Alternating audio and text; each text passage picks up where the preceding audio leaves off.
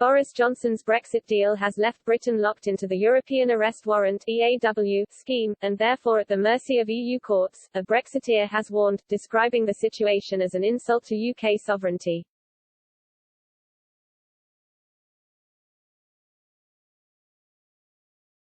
The bloc-wide scheme commits all participating nations to arrest and transfer a criminal suspect or sentenced person to the issuing state once a warrant has been issued.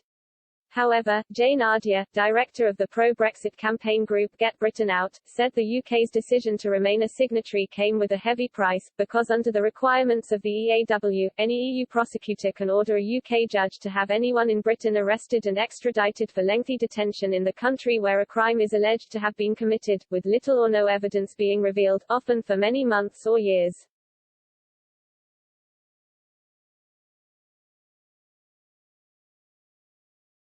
She explained, if a country allows a foreign authority to target anyone on its territory, and have them forcibly transported to a prison outside its national jurisdiction, with no questions asked, then that country is not an independent sovereign state, but a colony.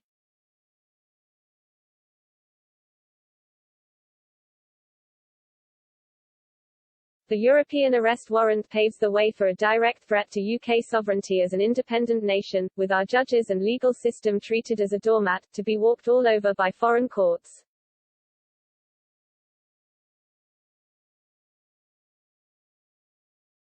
If we have really taken back control, then this should not be the case.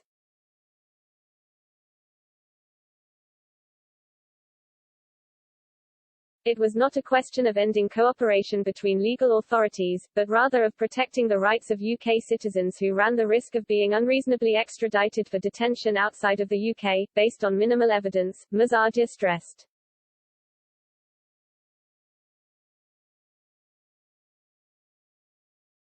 She added, if serious crimes have been committed and evidence can be provided, then there should be no reason why traditional extradition orders cannot be used.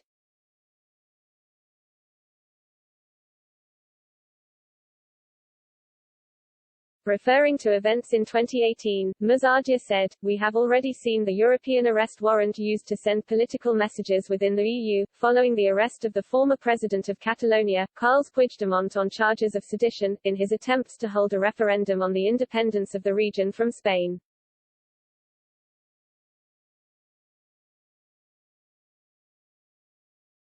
Puigdemont is a pro-Catalan independence politician and journalist from Spain, who, since 2019 has served as a member of the European Parliament.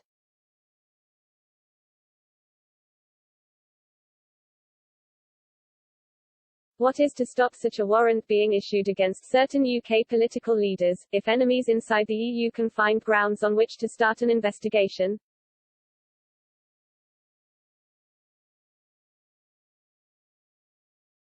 With Mr. Johnson having reshuffled his cabinet last month, Ms. Ardier said, Dominic Raab has now taken up his role as the Secretary of State for Justice and as Lord Chancellor, in a situation where he must show his talent and commitment to reform.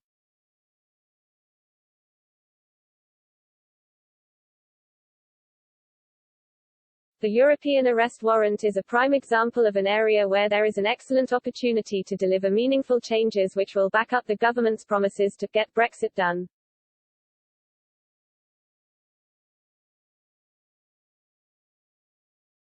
She further pointed out that Mr. Raab had direct experience of the issues created by the EAW with a constituent of his, Colin Dines, a retired judge, being arrested by British police acting on a European arrest warrant.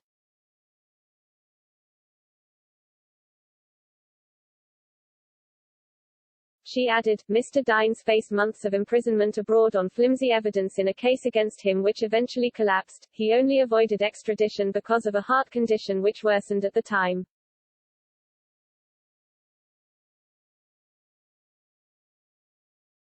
Mr. Raab campaigned firmly against the EAW and the extradition back in 2010 and in the years which have followed, saying the case stuck, not only in my memory, but in my throat.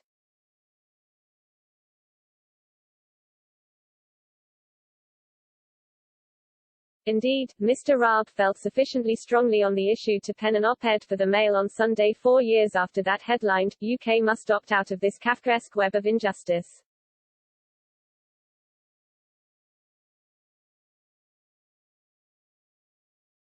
Musadia said. So, will he now do something to bring about change to make sure no other UK citizen faces the same threat?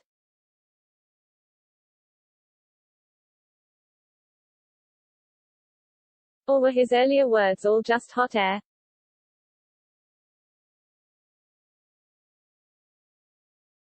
How is it any UK government is willing to allow a foreign court the right to summon and detain its own citizens, with minimal legal protections or safeguards?